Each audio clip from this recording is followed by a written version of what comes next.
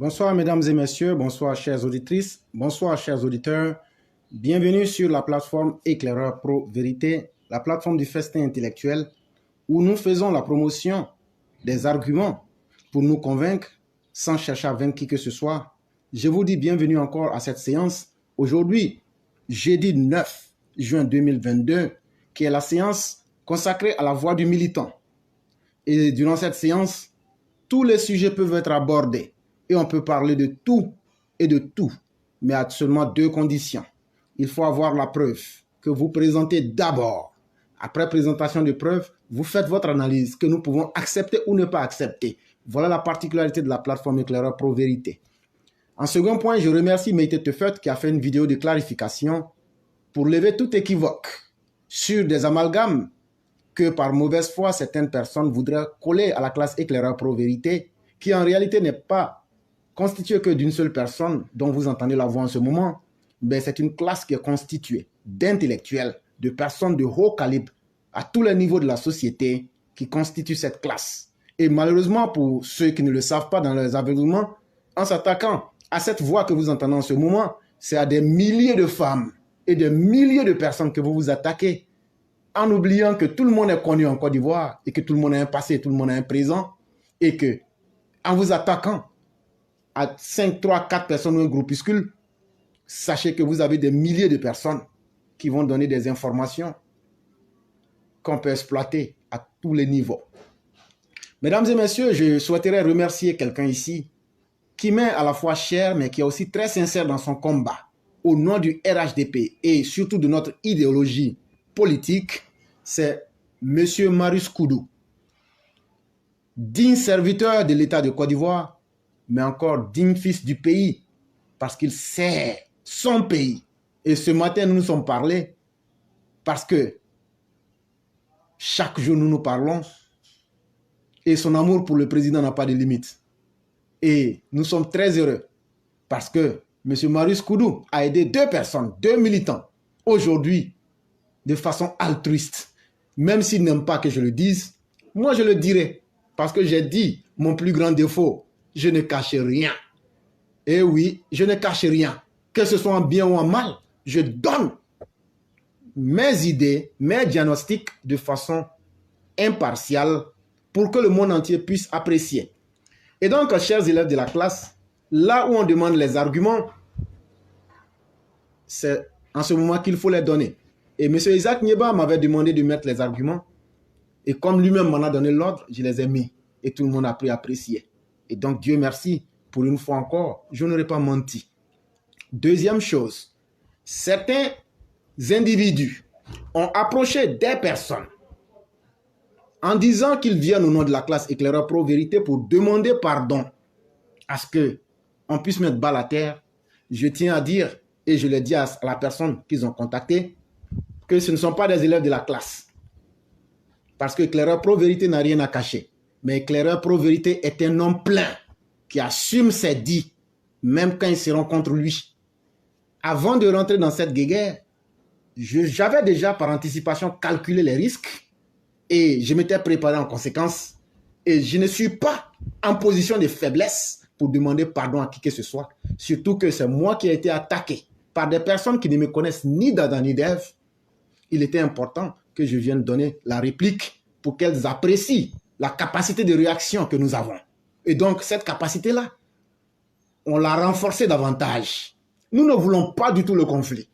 Mais je ne serai pas celui qui va demander pardon parce que je ne, ou accepter le pardon parce que je ne peux pas laisser qu'on attaque les gens. Même aujourd'hui, il y a eu 2 attaques. Je vais réécouter les vidéos après. Et donc, je ne serai pas de ces personnes-là, comme je l'ai dit il y a quelques semaines, qui vont être vilipendées et qui vont s'asseoir pour dire comment on m'a pardonné. Je ne laisse pas. Ça, il faut que ce soit très clair. Et j'ai demandé à la personne, est-ce que tu peux me donner le nom de ces personnes? Si d'aventure j'ai vos noms, j'allais vous dire en face, même si vous êtes des élèves de la classe, que je suis dessus de vous et vous vous êtes montré indigne. Parce que moi, je ne vous ai jamais mandaté pour cela. Et de 2, si j'avais pu avoir vos identités, je vous aurais effacé de la classe. Je vous aurais bloqué de toutes mes pages. Parce que pour parler à ma place, j'ai la capacité. Pour faire quelque chose en mon nom, il faut d'abord demander ma position. Et donc, personne ne peut agir en mon nom et personne ne devra agir en mon nom. Quand je dois agir en mon nom, je le ferai par le canal que tout le monde connaît, la plateforme Éclaireur Pro Vérité. Après cela, donc, il y a une deuxième catégorie de personnes qui ont approché des élèves de la classe pour dire qu'eux, ils étaient découragés et qu'eux, ils souhaitaient quitter la classe. Mais je vais vous dire ceci. Même moi-même là, si je quitte ta classe là, ça ne va rien changer. Même Éclaireur Pro Vérité, la voix que vous entendez là, même si je quitte là, ça ne va rien changer. Même moi-même là, si je déconne là, je vais quitter. Parce qu'ici là, personne ne contrôle son ami. C'est pourquoi on a créé plusieurs postes. Mettez te fait là, prends la relève. Si je ne suis plus là, mettez te fait prends la relève. Si je ne suis plus là, le roi du printemps prend la relève. Si je ne suis plus là, Sundiata le conquérant prend la relève. Et on est des milliers. C'est ceux qu'on a mis en avance, c'est eux qui sont là pour l'instant. Donc ne croyez pas que c'est une personne que vous suivez. Et c'est ce que j'ai toujours dit. Je n'aime pas ceux qui me suivent. Je ne suis pas un berger et je ne veux pas conduire un troupeau. Si vous êtes vraiment digne, la personne que vous avez approchée, je vous dis que vous devriez quitter la page. Si vous êtes vraiment digne, quittez la page. Et si vous ne quittez pas la page, c'est que vous êtes les personnes les plus indignes au monde. Et je dis malheur à vous et honte à vous. Parce que j'ai toujours dit ici que je n'ai pas besoin de vue. Je n'ai pas besoin de visibilité. Je n'ai pas besoin des gens qui vont venir me dire on te suit. J'ai besoin des gens qui peuvent venir me confronter intellectuellement. Qui peuvent venir éclairer ce que tu as dit, c'est vrai, mais ici là tu as mal vu. Ou bien ici là tu as bien vu, mais on peut ajouter ça. C'est pour ça que je suis là. Je ne suis pas là pour dire que j'ai fait 1000 vues. Je ne suis pas là pour chercher à plaire à quelqu'un. Et il faut que ce soit très clair. Si tu te dis élève de la classe, ne pense pas que l'éclaireur est ton papa. Ou bien que tu es en train de suivre l'éclaireur, que tu lui donnes un service. Tu ne me rends aucun service. Et tu peux partir. Parce qu'il n'y a pas une fiche d'inscription où tu as payé des frais pour être élève de la classe. Et de cette même manière, il faut prendre ton chemin. Tu vas là où ça te plaît. Et donc, je crois que le message étant clair, on peut avancer. Et donc, nous allons faire le bilan de la rencontre de Paris en date du 5 juin 2022. Parce qu'ici, c'est une classe d'analyse critique et nous n'allons jamais changer notre méthodologie. N'en déplaise à ceux qui le voudraient, j'aimerais signaler que l'éclaireur pro-vérité, contrairement à ce qu'on veut faire croire, n'a visité sommairement que 2 personnes parmi les RHDP, à savoir Ladji Chérif. J'y vais quelquefois pour intervenir sur son direct. Et quelques rares fois, comme le jour où Nieba dit qu'il a pu voir Sorogium, j'ai été sur sa page. Sinon, à part ça, je ne suis jamais allé sur vos pages et je n'y vais jamais parce que je n'ai rien à apprendre là-bas. Et donc, qu'est-ce qui vous motive à vous attaquer à quelqu'un qui ne vous connaît pas, qui n'a jamais visité vos pages, qui ne parle pas de vous? Si vous êtes en manque de publicité, sachez que vous ne l'aurez pas. Et vous dites que je suis caché, mais je vais vous donner un résultat ce soir qui va vous surprendre. Et vous comprendrez que vous qui êtes vu, moi je suis plus puissant dans le noir que vous. Et vous allez souffrir parce que ma promotion personnelle ne compte absolument pas. Ce qui compte, est-ce que le message que je donne, il est bon ou il n'est pas bon? Et donc, c'est là qu'on voit les gens vrais et les gens sérieux. Le message que je donne là, si c'est pas bon, il ne faut pas prendre. Mais le message que je donne là, c'est clair, tout le monde comprend. Si toi, tu n'aimes pas, c'est ton problème. Mais nous ne changerons pas notre manière de faire les choses. Nous ne pouvons pas faire plaisir à quelqu'un. Et nous n'allons pas changer notre vision politique. Et nous allons critiquer même le RHDP pour que les critiques accompagnées de solutions rendent le parti plus fort. Ceux qui savent applaudir, à continuer à applaudir. Ceux qui savent suivre les autres, vous pouvez les suivre. Mais dans cette classe-là, personne ne suit son ami. Chacun est libre, mais chacun est tenu de donner des choses productives. C'est de cela qu'il est question. Et donc, mesdames et messieurs, après donc la lecture sur le bilan critique de la situation du 5 juin, je vous fais le grand plaisir de ne pas vous le déballer, mais vous comprendrez que quelqu'un qui est derrière un écran, il y a toute une stratégie de communication. Et ce ne sont pas des énergumènes, des menus frétins qui vont aller, mais si tu me vois, tu vas faire quoi? Même si tu me vois là, je suis mieux que toi. Tous ceux qui disent on ne le voit pas, on ne le voit pas là. Qu'est-ce que ça a changé dans ma communication? C'est dans mon... Vous ne me voyez pas là que je vous ai cloué au sol. Je ne vous vois pas là que je vous ai mis en face de vos contradictions. Et donc si vous me voyez, ça sera encore plus grave. Parce qu'économiquement parlant, je ne suis pas dans le besoin. Oui. Si je dis le contraire, Dieu peut m'en vouloir. Économiquement parlant, je ne suis pas dans le besoin au point de plier les jambes et de me mettre en bas pour tendre la main à qui que ce soit. Ça, c'est au moins une grâce que Dieu m'a faite. Deuxième chose, ma communication. C'est tout un style. Je vous l'ai dit, l'éclaireur, ce n'est pas qu'une personne. S'il y a des gens sérieux, responsables, qui ont réfléchi, et depuis le début jusqu'à aujourd'hui, ça ne vous a jamais gêné. C'est maintenant que ça vous gêne. Mais qu'est-ce qui vous gêne? Est-ce que l'éclaireur a parlé de votre système? L'éclaireur vous a dit de porter l'habit? L'éclaireur vous a dit de changer votre manière de communication? L'éclaireur, est-ce qu'il a pris le temps même de parler de vous? Est-ce qu'il a pris une fois une de vos émissions pour en faire une émission? Non. Mais pourquoi vous l'attaquez? Donc, ça veut dire que vous avez des intentions malsaines. Tout le monde le sait. Vous voulez mon image afin de m'assassiner. Mais si votre intention est telle, je prie Dieu de vous la retourner à vous-même. Ça, au moins, je préfère vous dire ça. Et vous ne pouvez pas. Parce que Dieu est plus grand que moi. Dieu est plus grand que vous. Et vous savez très bien que vous n'êtes pas dans le vrai. Et que vous savez que l'éclaireur, avec les élèves de la classe, ont gâché tellement de mauvaises choses que vous faisiez dans l'ombre, qu'aujourd'hui, tous ceux qui se sont déclarés, je dis bien tous ceux qui se sont déclarés, ce n'est qu'une petite partie. Mais on vous connaît. Mais nous, on ne va pas arrêter. On va continuer à vous combattre. Mais en mettant les preuves à l'appui. Et Dieu merci, notre stratégie a marché parce qu'au fur et à mesure, vous sortez et vous vous démontrez. Et vous vous déployez. C'est ce qu'on voulait. Que les hypocrites, les mauvaises personnes, les personnes sans foi ni loi puissent se démarquer d'elles-mêmes. Et lorsqu'elles se mettront elles-mêmes au grand jour, on va leur donner la réplique qu'il faut.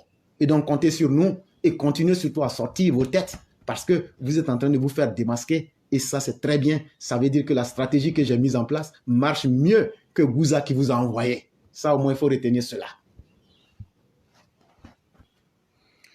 Notre analyse critique de la rencontre de Paris en date du 5 juin 2022 avec le ministre de la Réconciliation, M. Konan Bertin. Point numéro 1. Que retenir de la rencontre sur la réconciliation à Paris? Quand le reproche est juste, loin de guérir la plaie, il ne fait que l'enveniner, disait J.F. Marmontel. Selon des informations recueillies sur les réseaux sociaux, les frustrations ont fait couler du sang sur la place de la réconciliation proposée aux Ivoiriens de France entre membres du même parti politique, c'est-à-dire le RHDP. Aussi, l'occasion a un peu plus divisé, contrairement à son objectif, à écouter les uns et les autres selon leurs appartenances politiques ou leurs affinités avec les membres de l'organisation de l'événement. De surcroît, selon le ministre Kakabé, trahi par ses propres propos, il avait escompté un plus grand nombre de participants à ce rendez-vous.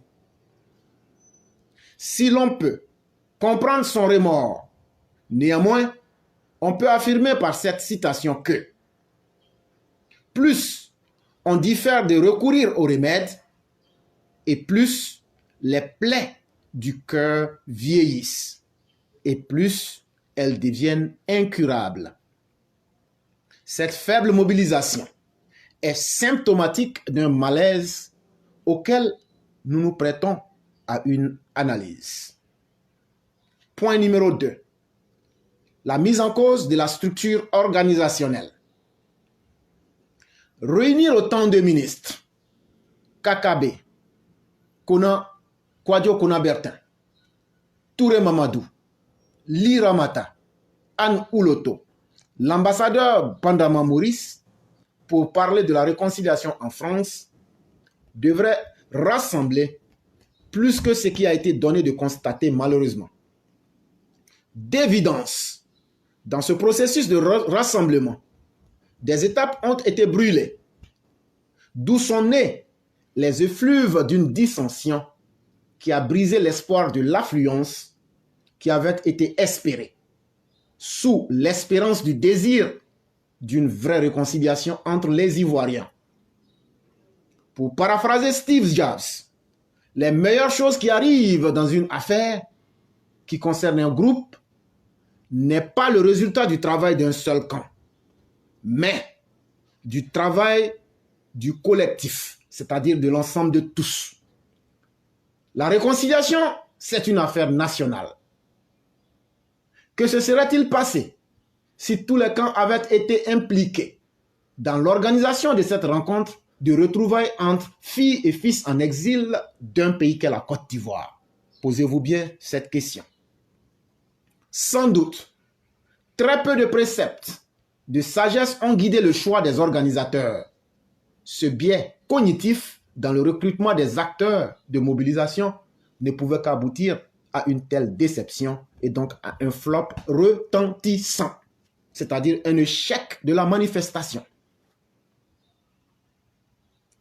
Point 3. Le viol des règles pour construire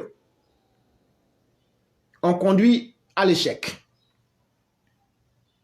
L'Ivoirien est vraiment exceptionnel pour croire qu'après notre crise sociale si profonde, qu'on peut politiquement décréter la réconciliation.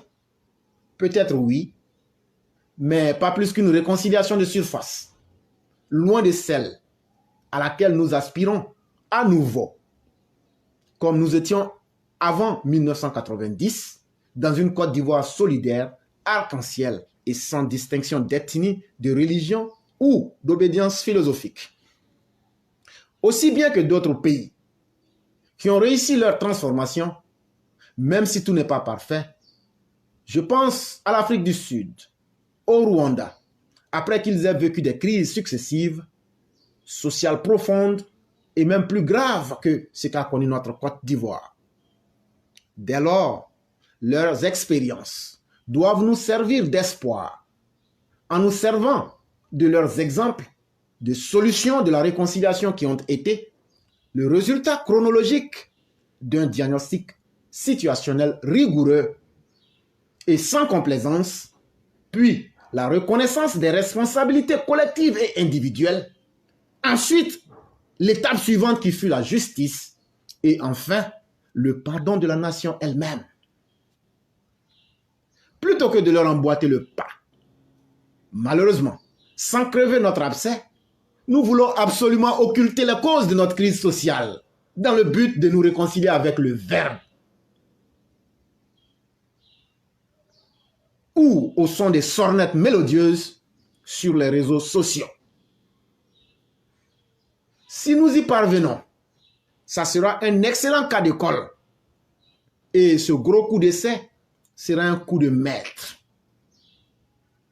La réconciliation ne se décrète pas dans sa réussite sur les réseaux sociaux. Quatrième point. Le droit de regard sur la gestion du bien commun. Mais rationnellement, nous y croyons peu. Et en tant que citoyens ivoiriens, nous sommes en droit de chercher à comprendre les dimensions d'analyse de la problématique de la réconciliation qui sont en fait et l'approche méthodologique pour les aborder que le ministre en charge propose. Cela nous préoccupe désormais à un degré plus important au regard de ce rassemblement qui a souffert de l'arthrose organisationnelle. C'est un droit légitime de regard que d'aucuns parmi les citoyens ivoiriens ne souhaitent louper le processus nouveau de contrat social entre nous, c'est-à-dire les Ivoiriens. C'est une affaire de tous sans exclusive. Et c'est une affaire de tous sans que certains parmi nous puissent décider de la place de qui que ce soit. Ce questionnement est d'autant plus justifié que, dans tout processus de gestion du changement, il y a une série d'étapes pour introduire et livrer une transformation attendue avec le leadership qui l'accompagne. Pour l'instant, après 2 ans d'existence du ministère de la Réconciliation, nous n'en savons toujours rien. Donc, nous sommes en droit de nous poser la question suivante. Que se passe-t-il? La rencontre de Paris conforte notre inquiétude. Pour nous, malheureusement, la réconciliation échappe à la seule volonté du politique. Elle doit inclure la détermination de tous les Ivoiriens et de tous les bords, sans privilégier qui que ce soit au détriment d'un autre. Tous les partis politiques devraient mobiliser leur camp avec le même message, puisque tous se réclament de la même position de victime. Et ils doivent se pardonner sur la base des règles et des procédures en la matière. Cela est implacable pour une vraie réconciliation. Sinon, le mal couvert sous le silence d'un voile blanc ne donne pas de place à prendre conscience du danger qui menace la cohésion sociale dans notre pays. Le schéma du cas de figure de Paris pourrait être repris autant de fois qu'il en faut. Il n'aboutira pas à une satisfaction s'il n'y a pas de réponse aux bonnes questions sur la situation. Lesquelles questions? Revoir objectivement à les exorciser à travers des mécanismes extravertis d'interaction sociale entre toutes les parties prenantes impliquées dans la crise avant de bâtir une stratégie avec les théories qui les sous-tendent. 5e point. Des questions et des propositions sur la gestion du changement pour un meilleur résultat. Le rendez-vous de Paris, en date du 5 juin 2020, était-il représentatif de toutes les sensibilités sociologiques ivoiriennes? Voici la question. Comment a-t-elle été préparée pour convenir d'une date de rencontre? Les questions sur les problématiques qui couvent dans les esprits ont-elles été soulevées? Autant de questions ne peuvent pas être adressées s'il n'y a pas de structure organisationnelle portant sur la gestion du changement. En voici donc, à titre d'exemple, une des formulations possibles sur des points importants qui auraient favorisé une plus forte adhésion à ce vœu si noble et si cher à tous les Ivoiriens. Nos 5 propositions sur la question de l'organisation qui auraient dû. Première proposition. On aurait dû faire l'identification des communautés en France et leur implication dans l'organisation de la rencontre pour cette réconciliation. Deuxième proposition. La nature des problèmes qui devraient être abordés en clarté et en complexité, en lien avec les causes essentielles qui créent nos divisions ou les conflits parmi les éléments de la couche sociale ivoirienne. Troisième proposition, les équipes à constituer et les acteurs à sélectionner pour la sensibilisation, pour la mobilisation au nom de certaines valeurs et certains principes rassembleurs. Ils devraient être représentatifs de la population de la diaspora ivoirienne en France, avec l'implication de tous les partis politiques et des organisations non apolitiques. Cela va au-delà d'une affaire des cyberactivistes.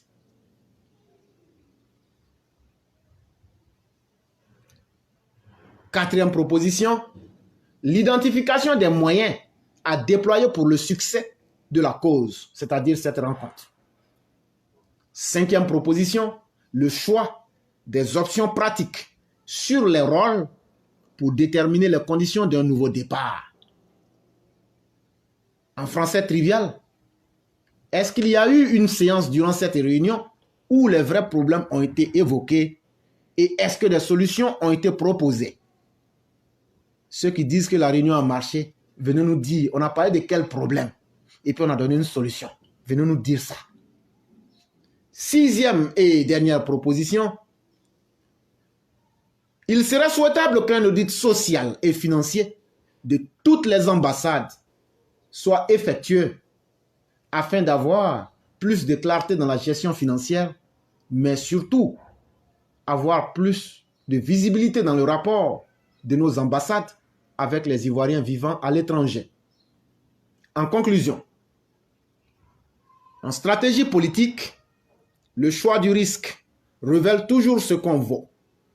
Pour cela, il aurait été préférable d'évaluer avant tout les dimensions d'acceptation ou les dimensions du risque de rejet de cette rencontre du 5 juin 2022 à Paris entre des gens qui se sont accusés violemment aux heures chaudes de la division en Côte d'Ivoire. L'article que nous avons lu est très intéressant, mais bizarrement, ce n'est pas l'éclaireur qui l'a écrit, même si j'y ai incorporé quelques idées. Il faut reconnaître que c'est M. Koulibaly Khalil, un cadre du RHDP, qui a écrit cette réflexion stratégique et il nous écoute et il saura, lui seul sait les points que j'ai changés là-dedans. Et donc, c'est un travail collectif. Nous lui disons merci pour ces textes d'analyse et de réflexion. Et cette partie seule vaut déjà même un mémorandum. Et nous allons la couper et la mettre à la disposition des Ivoiriens pour que les choses s'améliorent. C'est ça le problème. Pardon, c'est ça ce que devrait faire quelqu'un qui va apporter un plus à sa société.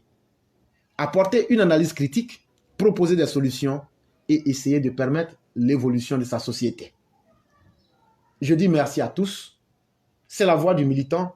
Il est exactement midi 00 heure de New York, ce qui fait 16 heure d'Abidjan. Toutes les personnes qui veulent poser des questions, vous en avez la possibilité. Tous les sujets sont abordables aujourd'hui. Ce que tu veux dire là, tu viens, tu dis. Seulement, il faut avoir les arguments. Tu nous montres les arguments et puis tu fais ton analyse. Si ça ne coïncide pas, moi-même, je te dis ça en face. Si ça coïncide aussi, je vais dire c'est vrai, même quand c'est contre moi. C'est ça la plateforme Éclaireur Pro Vérité. Et donc, mesdames et messieurs, tous ceux, toutes celles qui veulent participer, vous avez exactement 15 minutes pour pouvoir émettre votre appel. Si vous appelez que ça sonne, n'insistez pas 2 fois. On voit déjà l'appel, vous allez rester à la même position. Mais si vous essayez d'appeler 2 fois, ça change de position, vous devenez automatiquement la dernière personne et donc vous serez pris pour la dernière personne.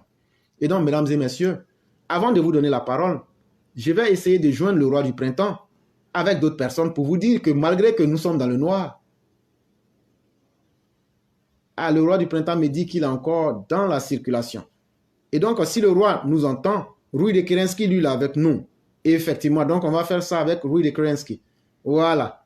C'est dans le noir qu'on arrive à faire beaucoup de choses. Et vous qui êtes dans la lumière, venez nous dire ce que vous avez fait. Je viens de vous dire que dans le noir, le nombre de personnes qui m'appellent éclaireur, voilà tel problème, aide-moi. Ça ne se compte pas. Et je les aide et ils ont les résultats en face. Ça, c'est parce que je suis d'abord dans le noir. Aujourd'hui même, on a aidé 2 personnes. Et en plus de ça, on a été voir Kakabe aujourd'hui. Ça vous fait mal, mais je vous dis ça. Et écoutez ce qui va se passer. Donc là, sinon on est dans le noir et puis on arrive à faire tout ça là. Demandez-vous si on était dans l'obscurité. Ok, il y a Sundiata qui veut intervenir. Ce qu'on va faire, je vais appeler Sundiata, mais à César, ce qui lui revient de droit. Alors, Sundiata le conquérant, oui? Oui, bonsoir, cher frère Clara. Comment ça va? Oui, je vais très bien. Et chez vous? Ça va très bien. J'allais ajouter Rui de Kerensky pour qu'il nous fasse le bilan et après, vous allez continuer.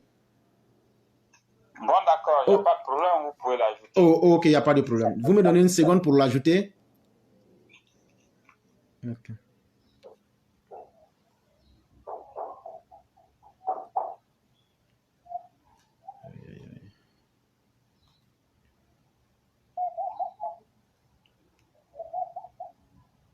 Ok. Sundiata, je serai dans l'obligation de vous couper et je vais l'ajouter et après vous ajouter puisque la machine me fait un peu défaut.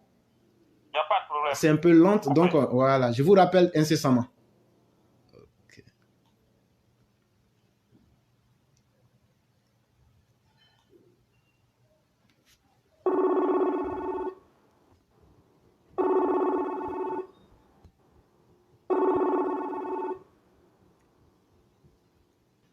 Allô?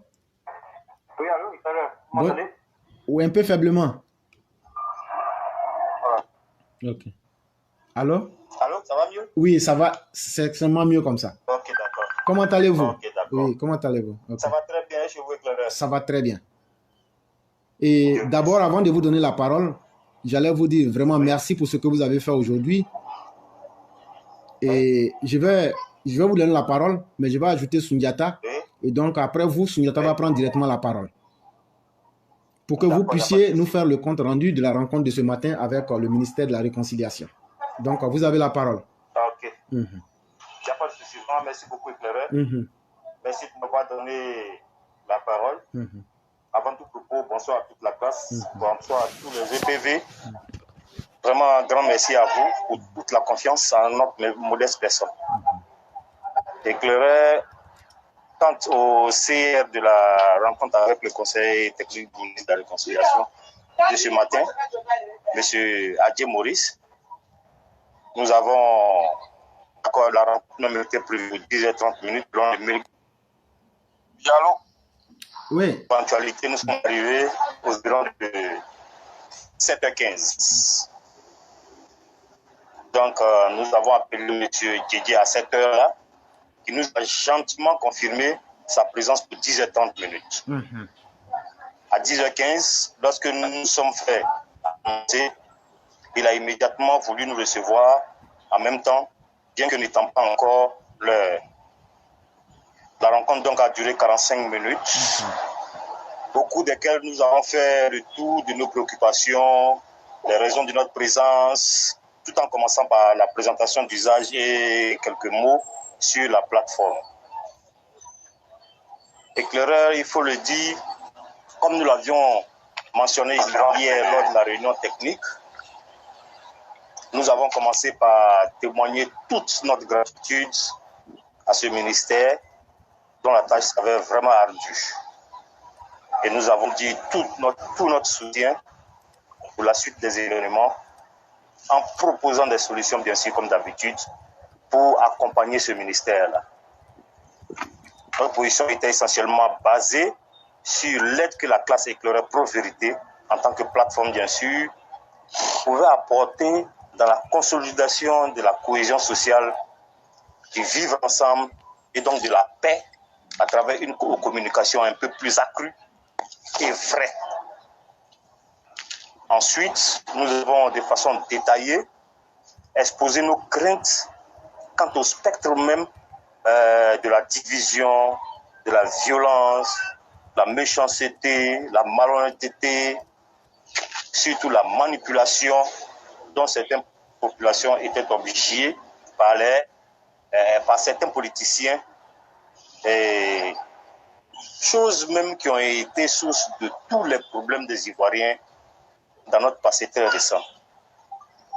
Toute cette série de mots négatifs éclaireurs est constatée à travers les propos injurieux à l'égard de nos institutions, des propos xénophobes, des propos d'exclusion et surtout des stigmatisations proférées dans la plupart des cas par l'opposition. Nous avons donc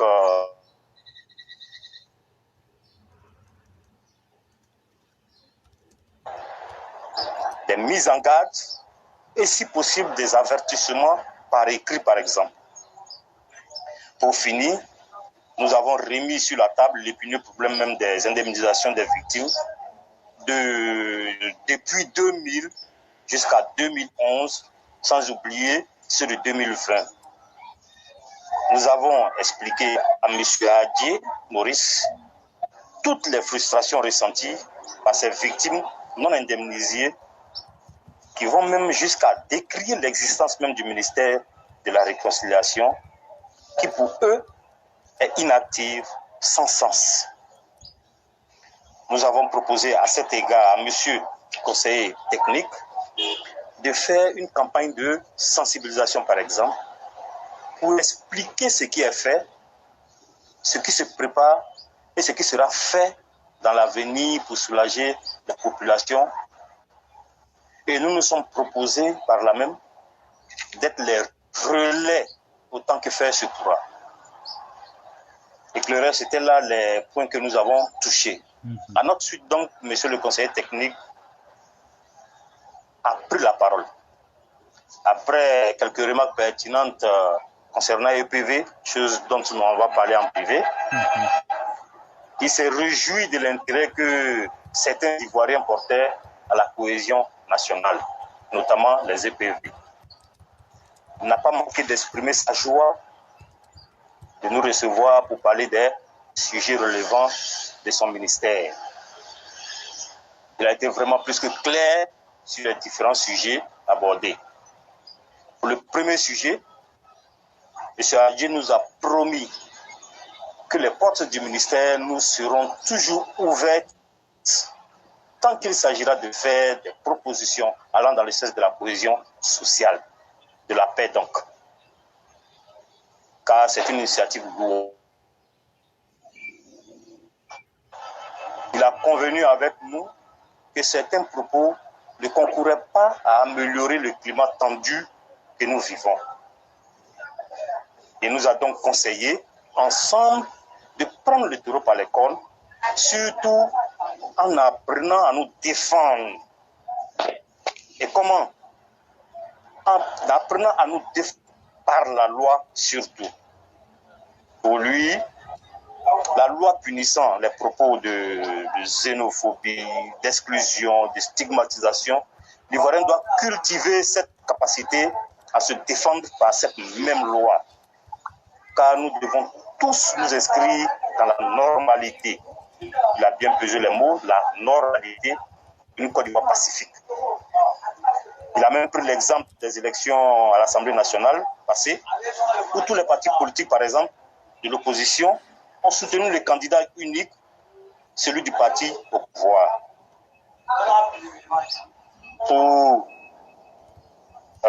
Pour ce fait donc, rarissime, il a mentionné, ça pouvait servir d'exemple pour que les choses avancent. Malheureusement, ce fait est passé inaperçu selon lui et nous avons senti un peu de regret dans ses dires. C'est ainsi que nous lui avons laissé la possibilité d'attaquer le dernier point. Il a plus que précisé et après, disons, notre démarche, quant à notre envie de faire les frustrations dues au non-dédommagement de certaines victimes. Mais malheureusement, comme il a dit, ce domaine n'est pas du ressort du ministère de la Réconciliation, mais plutôt celui des Affaires sociales. Voilà, c'est ce qu'il a dit, c'est le mot qu'il a utilisé. Et c'est par là qu'il a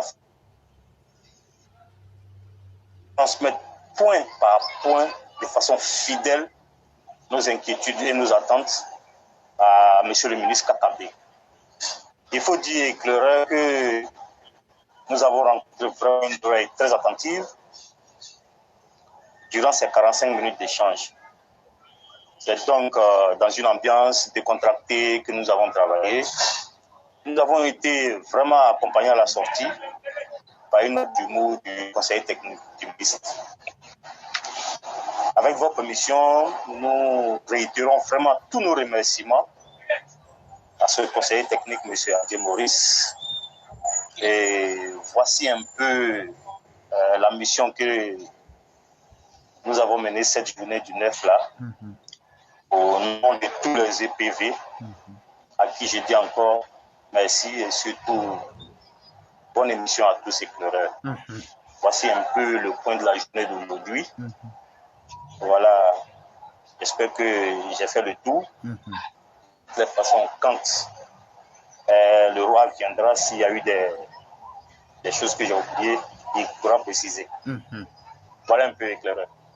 Cher frère, j'aimerais d'abord te remercier pour ta disponibilité et j'aimerais remercier notre mère Martine Théa J'aimerais aussi remercier tous les élèves de la classe qui auraient bien voulu y participer, mais qui n'ont pas eu le temps. Et j'aimerais remercier M. Adjé, parce que la première rencontre devrait avoir lieu le 1er. Et vous savez que j'avais eu un cas de décès. Et c'est plus tard que j'ai vu ça. Et quand j'ai relancé, je vous dis, le monsieur, il a répliqué, reply, right? Il a répondu, voilà, si vous voulez bien. Il a répliqué automatiquement, je vais dire dans les heures qui ont suivi, et il nous a fait la proposition de la date du 9. Et Dieu merci, ça veut dire qu'il y a la disponibilité de rester ouvert et d'apprendre. Mais chers frères, ce que je vais d'abord te dire, de prime abord, contrairement à ceux qui sont dans le dilatoire sur la toile, nous on est dans le concret. Voilà, je vous avais dit ça auparavant. Nous on est contre personne. Ce qu'on voulait dire à Kakabé là, on lui a dit ça aujourd'hui. Donc là, ce qu'on dit sur la toile là, on a envoyé des vraies personnes EPV aller dire ça là-bas. Maintenant, vous vous dites quoi maintenant? Vous dites quoi maintenant? Belle question. Donc, on attend maintenant. Si vous dites que vous aimez Kakabé là, son conseiller technique là, on a discuté de tout avec lui aujourd'hui. Par là qu'ils n'ont pas fait là, c'est ce que vous êtes en train de faire. Donc finalement là, vous devenez quoi dans le jeu? Vous devenez insignifiant. C'est la première victoire de la classe EPV en ce jour. Et je l'ai toujours dit, Monsieur Adjé a dit quelque chose qui est important. Apprenez à vous défendre. Cher frère, je vais te dire quelque chose. Je suis très fier de vous. Sundiata m'entend très bien. Le roi m'entend. Tous les EPV de la Côte d'Ivoire, je suis très fier de vous. Et les EPV aussi de Paris disent qu'ils sont fiers de vous. C'est sans vous dire que les EPV des autres pays du monde pensent la même chose. Parce que nous faisons des actions concrètes. N'en déplaise à ceux qui le voudraient. Et ce qu'on a dit devant le conseiller technique de Kakabé, c'est comme si c'est devant Kakabé lui-même on l'a dit. Eux ne nous ont pas égorgés. Non, ce n'est pas vous qui allez prendre vos couteaux pour courir derrière nous sur les réseaux sociaux. Calmez-vous. Ce n'est pas la même ligue. Troisième division ne peut pas se comparer à la Champions League. Ça, souffrez de cela. Essayez de vous battre dans votre troisième, quatrième division. Nous là, c'est un autre monde. C'est un autre niveau de réflexion. Et ça, il fallait signaler ça devant tout le monde. Et les choses étant bien comprises, j'allais permettre à tous les EPV brièvement, pour ne pas abuser de votre temps, Sundiata est avec nous, je vais lui donner la parole. S'il a peut-être des choses à ajouter ou des choses à dire ou des questions, en tout temps les EPV, si vous avez des questions, vous les posez. Je vais les répertorier et les poser rapidement, peut-être 5 ou 3 questions, et puis on va vous laisser vous reposer. Voilà. Donc, Sundiata le conquérant. Oui, je suis là. Ok. Donc... Alors, je voudrais remercier vivement Roy de Kerensky, le roi du printemps, Martin Tia, ainsi que tous les EPV qui ont eu à prendre part à cette rencontre. Il faut dire que normalement, je devais y être, mais je suis en déplacement présentement. Je ne suis pas à Abidjan. Voilà, donc vraiment, vous avez représenté valablement et dignement l'association, sinon l'ensemble des élèves de la classe. Et nous pensons que c'est une bonne initiative. Désormais, je pense qu'il est important de procéder ainsi. Parce que d'aucuns pourraient dire, bon, ils sont là, ils parlent, mais on ne les voit jamais. Donc, c'est un grand pas déjà vers l'évolution. Et je pense que y a d'autres courriers qui ont été acheminés sur le procureur de la République, sur le vice-président de la République, ainsi que auprès de d'autres ministères. À part le président de la République, toutes les institutions ont été visitées. D'accord. Donc, vraiment, je suppose que dans les jours à venir, certains vont nous répondre. Et dès lors que je serai à Abidjan, une fois que les gens vont répondre, je ferai tout pour prendre part aux différentes rencontres. Je voudrais vous remercier. Avec grande joie. Oui, vivement, et vous dire que il faut continuer à batailler. Parce que ce pays-là, ce n'est pas Dieu qui va descendre pour le construire à notre place. Dieu, il agit à travers les hommes. Voilà, donc il faut que les uns et les autres prennent leurs responsabilités et leur destin en marche. C'est très important. Voilà ce que je voudrais dire sur ce sujet. Maintenant, je n'ai pas autre chose à ajouter sur ce sujet, sauf que je voulais donner des informations, comme d'habitude, concernant les interventions du jour. Maintenant, je ne sais pas si Éclaireur veut prendre la parole avant de me reprendre. Bon, pratiquement, je n'ai pas quelque chose à dire pour l'instant. J'attends d'abord peut-être les auditeurs qui, s'ils ont des questions. Donc, je peux continuer. Je voudrais profiter sur ce sujet-là pour mentionner des faits. D'accord. Voilà, comme je le disais, c'est un résumé qu'on a fait. On aura donc en coulisses une autre discussion par rapport à certaines propositions que monsieur le conseiller technique nous a fait en ce qui concerne les EPV. Okay. Ça a été vraiment un échange très fructueux. Comme je l'ai dit dans mon point, on a reçu un monsieur qui a été très, très ouvert. Dès qu'il a lu, selon ce dit, le contenu de la lettre, il était déjà ébahi parce que c'est un fait rarissime sur le plan national. Pour ne pas dire que ça ne s'est jamais passé de cette façon-là. Avoir des jeunes Ivoiriens de 1 qui s'intéressent même au bien-être de leurs compatriotes, faire une analyse propre, exposer les problèmes, donner des solutions ou des tentatives de solutions, vraiment à apprécier. Et c'est en cela que je remercie tous les EPV pour leur rapport dans nos différentes démarches. Vous savez, Éclaireur, Sundiata, quand vous êtes dans le vrai, il y a une petite chose qui vous pousse à aller de l'avant. Et c'est ce qui nous a animés, c'est ce qui nous anime depuis la création de cette classe, ou bien disons depuis le jour de commencer à participer à cette classe-là. Et pour rien au monde, je ne laisserai ce combat-là pour des va-nu-pieds qui n'ont rien dans la tête, qui ne savent même pas réfléchir, à pas dénigrer pour rien. C'est ce que j'avais à vous dire pour conclure. Et si Sundiata pouvait continuer, et puis bon, voilà. Effectivement. On verra par la suite. Vraiment, merci beaucoup, frère. Vraiment, merci beaucoup. On va te laisser te reposer. Et par rapport à ce que tu disais, hier, je répondais comme ça à un pour lui dire que lorsque la malédiction veut combattre la bénédiction, ça devient le comble de la bêtise.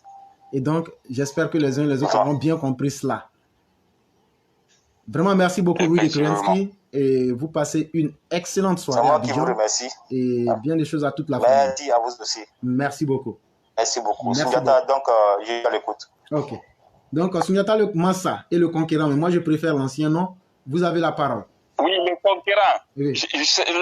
Prenez toujours le conquérant. Après, je vais transformer le Mansa là par le conquérant parce que c'est Facebook qui ne veut pas voir ce mot-là apparaître en fait. Il n'y a pas de problème. Donc, vous avez la parole. Ok. Vraiment, merci beaucoup. Donc, je continue avec des informations très importantes ces derniers jours, mais qui sont passées un peu inaperçues. La première information, il y en a 4. Il faut dire que le gouvernement a décision le 8 juin 2022 en Conseil des ministres de fixer à 3 ans la limite de la fonction des directeurs administratifs des affaires financières dans l'administration publique.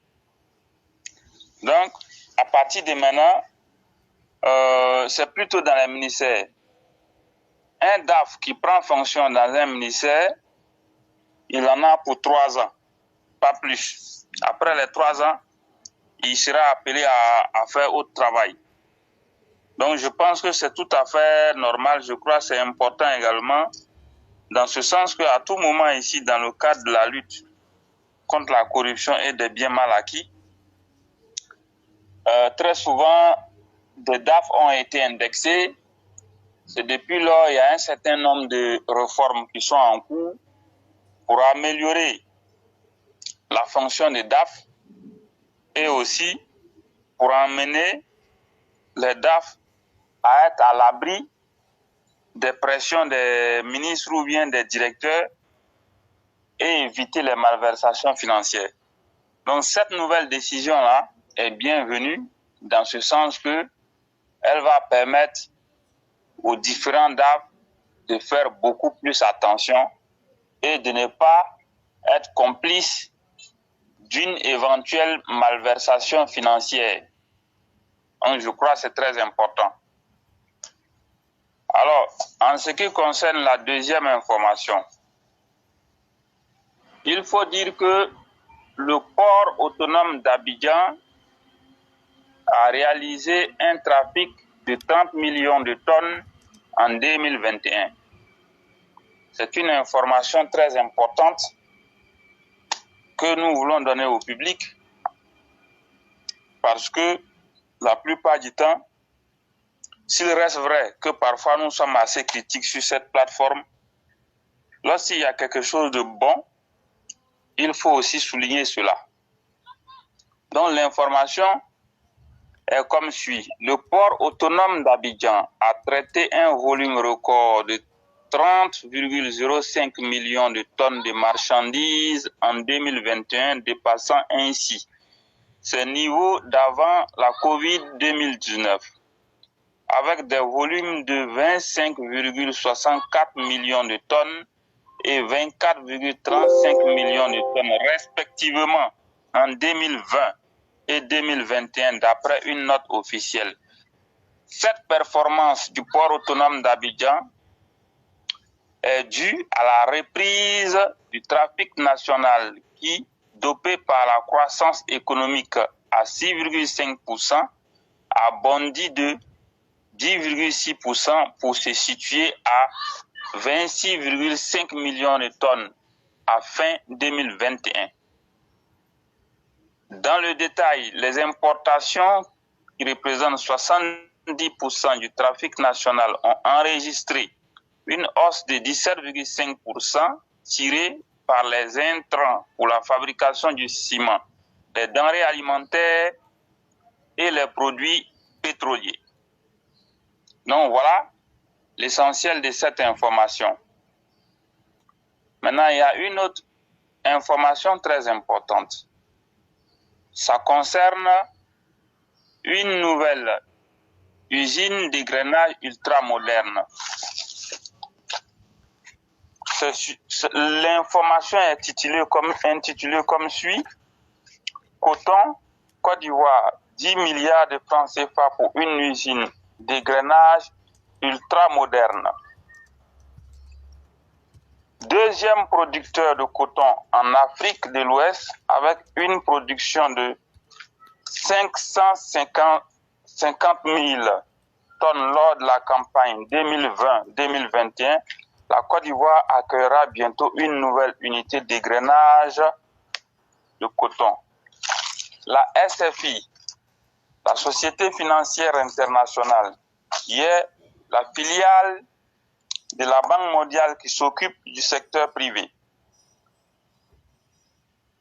a dédié au secteur privé le GAFSP, le guichet du Programme mondial pour l'agriculture et la sécurité alimentaire, et la Compagnie ivoirienne pour le développement du textile, l'un des principaux producteurs et exportateurs de coton du marché ivoirien, s'allie pour le développement de la filière du coton en Côte d'Ivoire.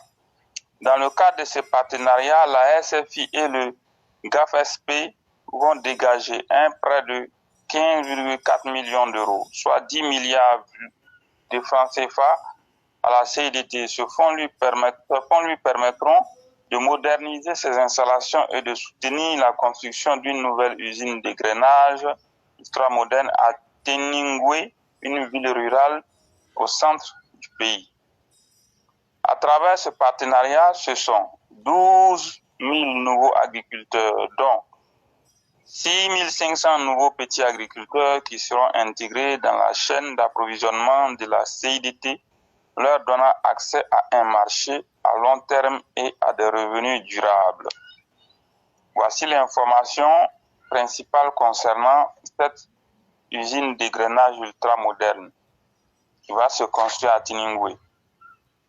La dernière information, Côte d'Ivoire, 1,24 million d'emplois formels enregistrés à la fin de mars 2022. En Côte d'Ivoire, ce sont 1 240 919 personnes qui exerçaient un emploi dans le secteur formel à fin mars 2022 contre 1 160 825 salariés à fin mars 2021, soit une augmentation de 80 094 salariés, entre parenthèses plus 6,9% selon les chiffres officiels de la Direction des prévisions des politiques et des statistiques économiques du ministère ivoirien de l'économie et des finances. Cette évolution résulte d'une augmentation de l'effectif des salariés aussi bien dans le secteur public que dans le secteur privé. En outre, le nombre des employeurs dans le secteur privé s'est accru de 10,6% pour s'établir à 45 840 au premier trimestre 2022 contre 41 438 employeurs au premier trimestre 2021. Selon le rapport, ce sont au total 29 949 emplois bruts qui ont été enregistrés au premier trimestre 2022 contre 32 875 emplois un an plus tôt, soit une baisse de 8,9% en lien avec la contraction de 16,9% des nouvelles immatriculations de salariés à la Caisse nationale de prévoyance sociale atténuée par la hausse de 14,3% des nouveaux fonctionnaires du secteur public. Alors, tout ce qui a été dit, ce qu'il faut retenir dans cette information, c'est que de mars 2021 à mars 2022, il y a eu création de 80 094 emplois formels en Côte d'Ivoire. Voici cette information assez essentielle qui mérite d'être portée à la connaissance du public. Donc, il était important que cette information soit donnée à tout le monde, surtout en ce qui concerne le port autonome d'Abidjan, aussi la nouvelle usine de coton et cette information avec aussi l'information concernant la limitation de fonctions au niveau des DAF dans les ministères. Donc voilà en gros ce que je voulais dire. Je ne sais pas si vous avez quelque chose à ajouter. Vraiment, voilà, merci. Je vous écoute. Merci beaucoup, le conquérant. Et ce que vous avez dit, c'est une présentation des évolutions positives dans notre société. Parce que tout n'est pas que mal, comme vous l'aviez dit.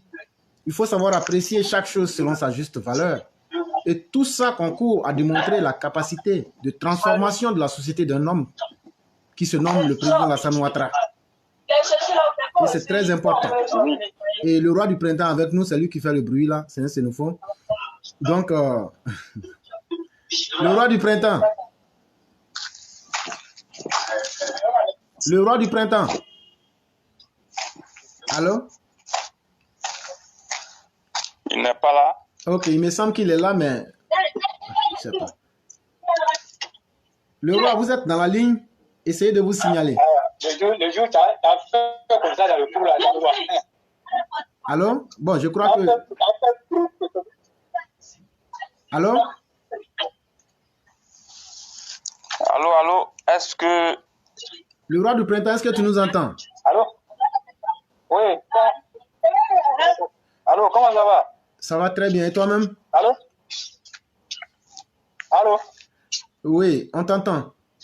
Oui, je vais bien, c'est vous. Ça va, ça va. Ouais. Donc, voilà, donc vous êtes en ligne en ce moment. D'accord. Voilà, donc je vais vous donner la parole directement. Oui. Ok.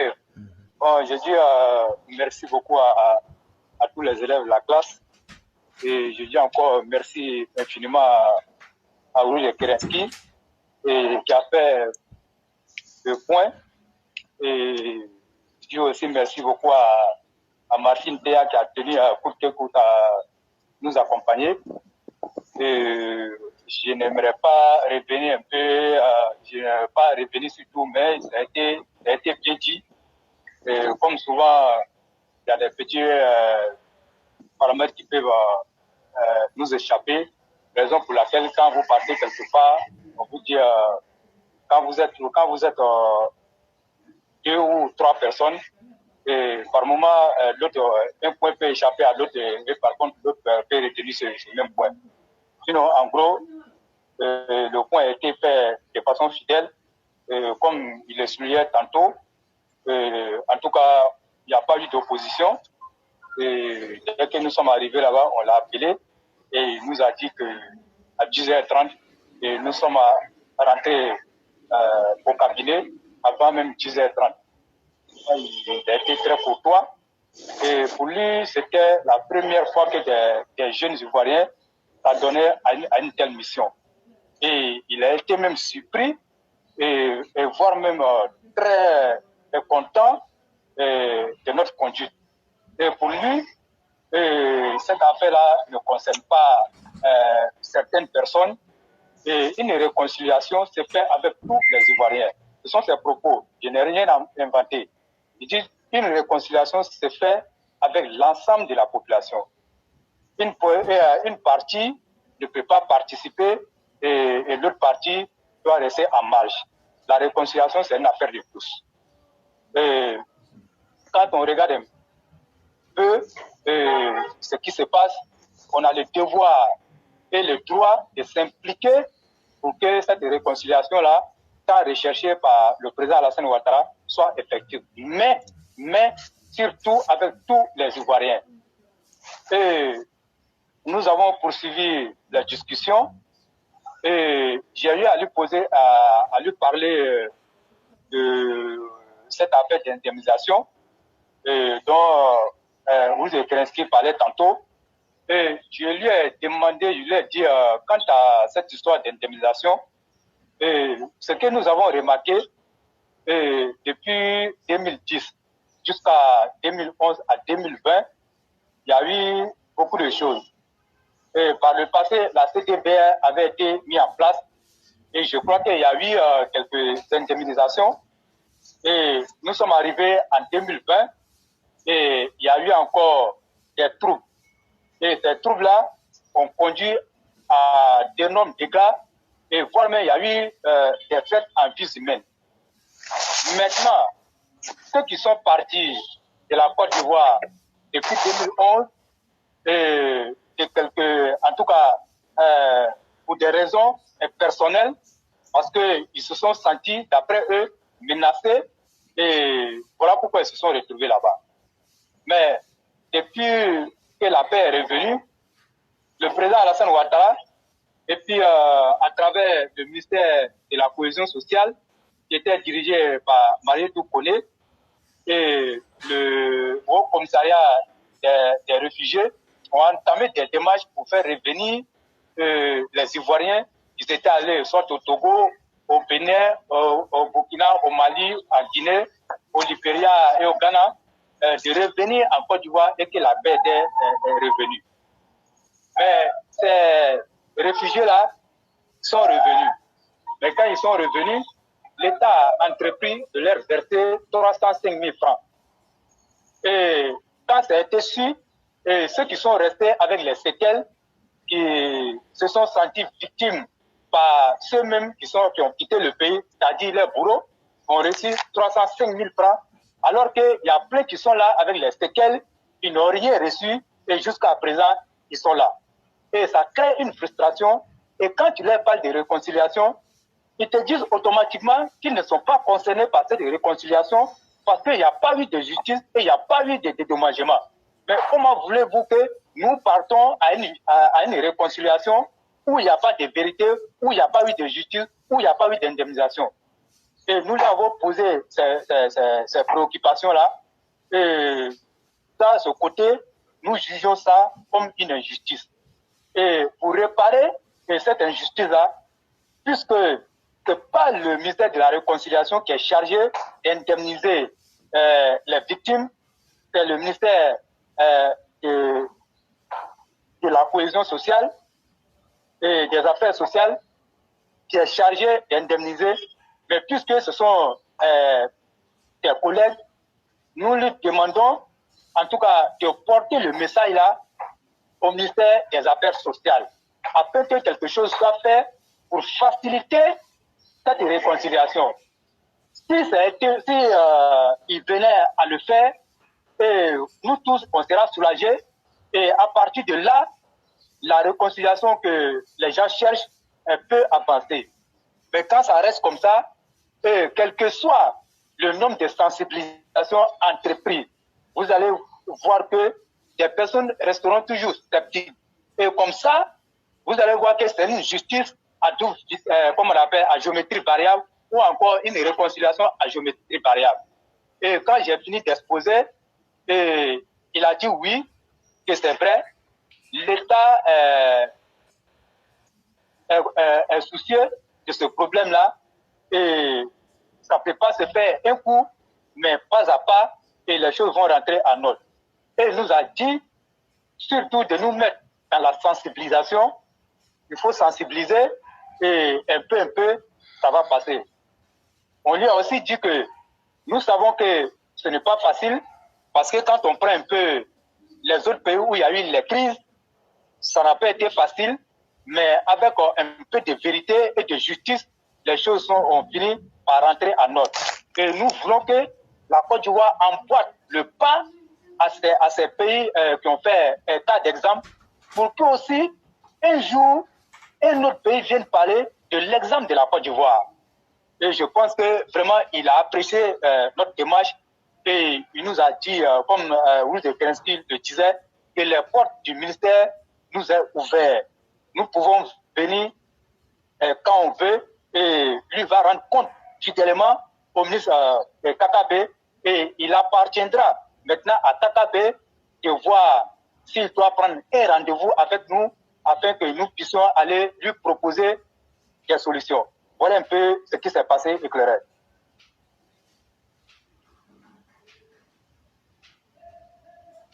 Allô? Oui, le roi du Brédan. Oui. Oui. Ouais. Donc, je disais, voilà un peu ce qui s'est passé là-bas. Vraiment, merci beaucoup pour ce compte rendu brillant et très bien fait. Oui. Et seulement ce que j'aimerais ajouter en termes de stratégie, Oui. voyez-vous, on peut regarder le corps social ivoirien. On sait qu'on est à la fois religieux, mais en même temps, on est des corps qui vivent selon des groupements, je veux dire, par ethnie ou bien même par corporation.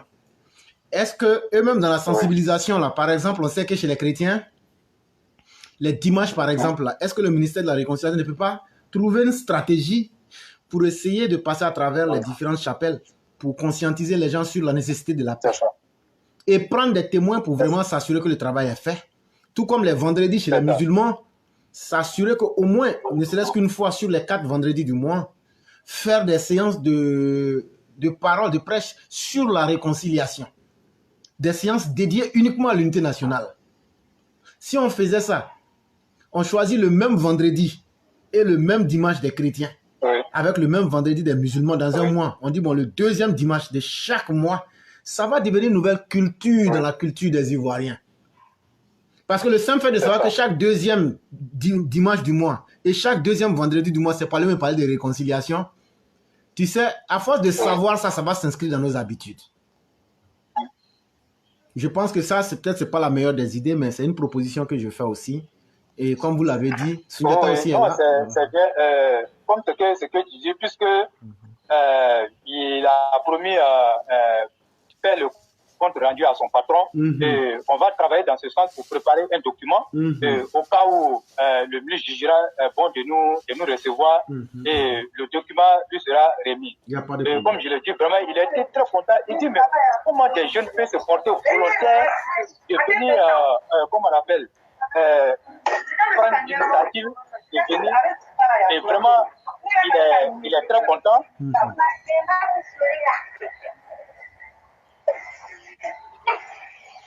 Allô? Oui, il faut parler, on t'entend. Allô? On vous entend. Donc lui, il est très content. Et voilà, il faut que chacun s'implique comme nous l'avions fait. Et nous lui avons dit que nous sommes pour la réconciliation. Mais nous voulons que tous les Ivoiriens y prennent part. Parce que si on exclut une partie du peuple, on n'est pas encore sorti des crises. Ça va engendrer d'autres crises. Mais la Côte d'Ivoire a trop souffert, nous n'en voulons pas. Et je lui ai même brossé un peu ce qui s'est passé un peu à Paris. Et je lui ai dit, en marge même de cette cérémonie, il y a eu des Ivoiriens, 2 frères qui se sont battus parce que d'autres ont estimé qu'ils ont été exclus de la cérémonie alors qu'ils sont au même titre, ils sont des Ivoiriens au même titre que les autres. Et ça n'a pas été de leur goût. Et une cérémonie qui était censée rassembler, s'est terminée dans un bien-être. Et vraiment, nous, ça n'a pas été de notre goût. Voir nos frères aller se frapper, et vraiment, ce n'est pas bien. Et lui-même là, il ne savait pas qu'il y a eu bagarre. Il dit qu'il va aller aux informations et voir ce qu'il en est. Et donc, c'est un peu ça. Et j'ai dit à chacun, ici là, nous avons fait beaucoup de choses. Allô, vous m'entendez? On vous entend parfaitement. Allô? On vous entend. Ok. Et il y a eu beaucoup de choses qui sont passées ici. Et moi, je reviens pour répéter aux gens. Notre ligne de communication, et chacun peut mener la lutte comme il veut. Mais moi, je vais demander aux gens de nous laisser travailler et de nous laisser sur notre ligne de communication. Et comme tu le disais tantôt, ici, personne n'a payé pour intégrer la plateforme éclairée pro-vérité. Il n'y a pas eu de cotisation, il n'y a rien eu. Il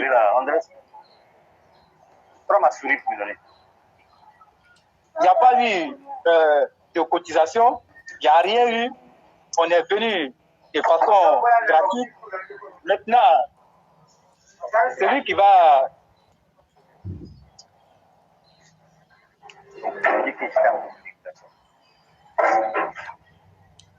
Il y a un bruit en bas, j'ai du mal à... Oui, c'est du côté de Rue Kerensky et de Fouillata, pardon.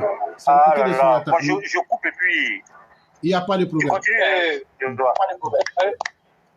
Et donc, je disais tantôt que ici, nous sommes venus de façon délibérée et il n'y a pas eu de pression, il n'y a pas eu de cotisation, on n'a pas payé 5 francs pour venir ici. Maintenant, si ce que nous faisons, d'autres estiment que ça ne leur plaît pas, moi, il n'y a pas de problème à cela. Et il n'y a même pas d'animosité.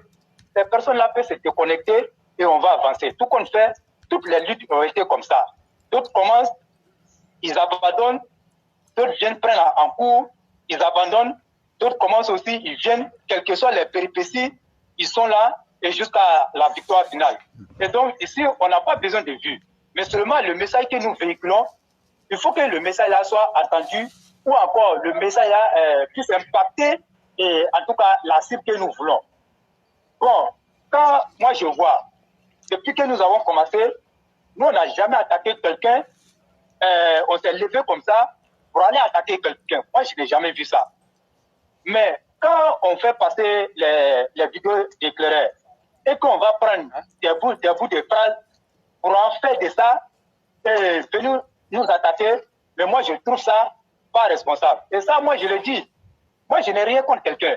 Parce que moi je n'ai pas insulté quelqu'un, Éclaireur n'a attaqué personne, mais au contraire, ceux même que Éclaireur même n'a même pas attaqué, et il a toujours défendu ces personnes-là. Mais ce sont ces personnes aujourd'hui qui ont pris, comme on appelle le parade de Bouza, et qui viennent attaquer Éclaireur. Et après, quand moi j'ai analysé les faits, et ce n'est pas seulement le problème de Bouza. Moi, je parle à mon père, hein, je dis à qui veut. Mais Éclaireur, moi je vais te dire honnêtement, et tous ces attaques que vous voyez, et non seulement il y a le cas de Bouza, et je te dis honnêtement, il y a le cas de Ladji Chérif. moi je vais dire le nom et on va avancer. Parce que si on ne fait pas les choses comme ça, et moi je vais être clair, les gens estiment que tu fais le parade de l'Adi Chérif. Tu fais le parade de l'Adi Chérif. Alors qu'aucunement, quand tu viens intervenir sur les directs de l'Adi Chérif, c'est des questions, en tout cas, qui concernent la nation. Mais à part ça, il n'y a rien. Et moi, dans mes trucs, là, on dit que l'Adi Chérif est trop gonflé, que l'Adi Chérif se prend trop la tête. Mais l'Adi Chérif lui fait son direct. Nous, on fait nos émissions. Mais où nous, on va quitter pour aller prendre parade de l'Adi Chérif pour venir faire. Mais attends d'abord, je vais te poser une question. Quand il se gonfle là, c'est sur son direct, il se gonfle ou même il se gonfle sur leur direct? Je ne sais même pas ça. Et on va poser la question, puisque c'est sur son direct. Mais Nieba a dit la même chose hier de l'éclaireur, que l'éclaireur est gonflé. Alors que lui, Nieba a dit dans la même vidéo que lui, il est trop fier de lui-même. On ne condamne pas quelqu'un pour le même péché que nous-mêmes nous commettons. S'il a dit gonflé sur sa page là, c'est son problème. Si Kimi a gonflé sur sa page là, mais c'est elle qui a créé sa page. C'est ça. Donc ça ne doit pas être un problème. Vous aussi gonflez-vous sur vos pages. Moi je crois que là c'est simple quoi. C'est une faiblesse d'esprit de leur part. Mais nous leur demandons de se gonfler sur leur page aussi. Là comme ça tout le monde sera gonflé. Mais éclaireur, tu sais, ce qui m'a marqué aujourd'hui et qui m'a impacté aujourd'hui au ministère de la Réconciliation, c'est que façon que le conseiller technique nous a pris. Et il s'assoit, il nous regarde, il ne croit pas. Il ne croit pas à l'action que nous avons menée. Il ne croit pas. Il n'en revenait même pas. On a dit que nous sommes des diables. Voyez, on a été peints comme des diables. Voilà. Quand vous voyez une situation comme ça, là, mais on ne fait que, comment on appelle, avoir la force et être réconforté dans notre position. Et moi, je dis, les petits palabres des personnes de querelle là, nous, on ne rentre pas dans ça sur notre plateforme. On ne rentre pas dans ça. Et donc, les gens peuvent continuer de parler, mais moi, je dis à éclairer et je dis aux élèves de la classe, tenez-vous prêts. Ce n'est pas encore fini. D'autres attaques viendront. Je sais de quoi je vous parle. Tenez-vous prêts. Et ceux qui savent qu'ils ne pourront pas tenir, en tout cas, ils n'ont qu'à comment on appelle. Ils n'ont qu'à quitter. On va finir là. Ils peuvent revenir. Ils peuvent revenir. Je vous le dis honnêtement. Je sais de quoi je parle. Et je vous avais déjà dit ça il y a longtemps. Mais voilà ça. Et quand vous regardez les dernières personnes qui sont venues nous attaquer, mais qui peut lever le petit doigt pour dire éclairer à attaquer ces personnes-là? Quand vous prenez le cas de Nieba, nous on a attaqué ici. Éclairer nous a dit, lui il n'aimerait pas qu'on attaque Nieba. Éclairer nous a dit ça. Et il était mal à l'aise. Mais quand on vient à voir que c'est le même Nieba qui vient, qui sort et qui attaque Éclairer, qui le traite, comme on appelle, comme un malpropre. Éclairer n'a jamais insulté Nieba ici. Et donc quand vous comprenez ça, sachez que c'est un groupe qui s'est formé, et le mot est sorti aujourd'hui. C'est un clan qui s'est formé, mais il peut continuer les clans de nous attaquer. Nous, on ne va plus répondre à quelqu'un. On ne va plus répondre à quelqu'un. Nous, on va se mettre au-dessus de ça, et nous, on va avancer. Mais ce n'est pas par peur. Nous, on veut élever le niveau du débat. Et nous avons invité tout le monde ici à venir débattre. C'est une plateforme qui est ouverte, et chacun peut venir s'exprimer. Voilà pourquoi, aujourd'hui, quand vous regardez l'émission d'aujourd'hui, nous avons institué cette émission-là, La Voix du Militant. Mais ce n'est pas Éclairé qui a imaginé ça. Ce n'est pas Éclairé qui a dit, il s'est levé comme ça et qui dit non, je suis content, je vais faire une émission chaque jeudi qu'on va instituer La Voix du Militant. Mais c'est quitté quelque part pour venir, comme on appelle, proposer ça à Éclairé. Et donc, quand vous voyez les choses comme ça, là, moi, de grâce, ce que moi je vais dire aux gens, chacun n'a qu'à mener son combat. On mène le combat pour la même cause. Mais arrêtez d'attaquer les gens de façon fortuite. Vous n'allez jamais nous voir en train de parler de quelqu'un ici tant que la personne n'est pas venue nous provoquer. Nous, on ne rentre pas dans ça. Parce que où les choses vont, les gens veulent nous détourner de leur équipe principale, mais nous n'allons pas céder. On va continuer comme ce que nous allons toujours aussi faire. Et le temps, c'est le nom de Dieu. Moi, je le dis honnêtement, les parades de l'Adi Chérif que vous pensez que nous faisons là, nous ne faisons en aucun cas parade de l'Adi Chérif ou encore notre Kimia. Non, il faut les direct. Mais chacun est libre de s'exprimer. Mais si moi je fais un direct, et dans ma maison, tu ne peux pas venir me dire que je suis gonflé dans ma maison. Si moi je ne suis pas gonflé dans ma maison, c'est dans quelle maison moi je vais aller et puis me gonfler? Non, on est mieux que chez toi. Mais si tu viens chez moi là, mais accepte. Mais vous ne pouvez pas aller former un groupe là-bas et dire, comment on appelle ce qui n'existe pas, le mensonge, parce que simplement, vous n'aimez pas la communication de cette personne-là. Éclaireur ne vous a jamais dit qu'il n'aime pas votre communication, mais il y a des faits que nous dénonçons. Il y a des faits que nous dénonçons. Éclaireur, le texte que tu as lu en début de l'émission là, le texte là vient de toi? Non, non, pas du tout. Ok. Mais ce qui est dit dans le texte là, ce n'est pas Éclaireur qui a lu le texte, c'est un Ivoirien qui a écrit le texte parce qu'il a vu que la réconciliation n'est pas sincère. C'est une réconciliation de façade. Et nous avons vu ça à Paris. Mais quand nous voulons dénoncer, mais laissez-nous dénoncer. Mais après ce que vous allez dire là, vous pouvez dire, mais vous nous empêchez de parler. Quand quelqu'un sort, il vient, quand on lui donne pour lui, on dit, bon, comme toi, tu es fini là, donc il faut partir, et on fait sortir quelqu'un d'autre. Mais finalement, là, mais vous allez finir. Mais quand vous allez envoyer la dernière personne là, qui va venir vous défendre encore? Moi, je pense que c'est mieux d'arrêter. Il faut qu'on arrête. Moi, je respecte tous les cyberactivistes du RAGP. Mais à cette allure-là, je pense que vous êtes en train de dévoyer le combat et ne désorientez pas le combat. L'opposition n'est pas encore morte. Et ce que nous voyons, l'atmosphère là, nous on pense que c'est une belle atmosphère. Mais c'est une atmosphère qui est belle de façade, mais elle est pourrie en bas. Et donc, moi, je ne vais pas aller trop là-dedans, mais c'est pour dire aux gens que combattons pour que le président Alassane Ouattara demeure au pouvoir et combattons pour que le RDP soit un parti fort, un parti rassemblé. Voilà notre credo sur la plateforme. Et c'est ce que nous avons expliqué au conseil technique.